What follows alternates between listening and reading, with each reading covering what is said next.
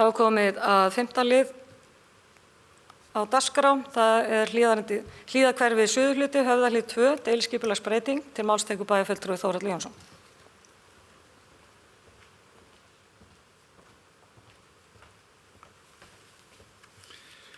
Forseti, ágætu bæjarfulltrúar.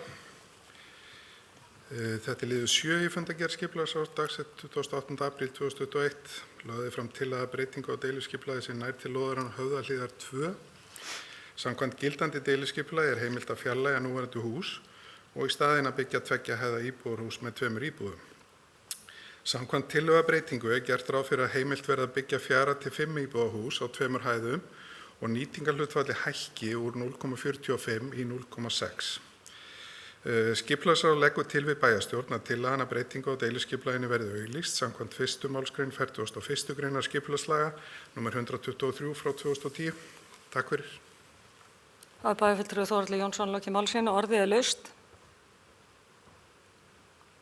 Það sem enginn hefur hvatt sér hljós, þeir sem geta samþykkt að setja auglýsingu deiliskipulag, gefið merki. Þórhall 11.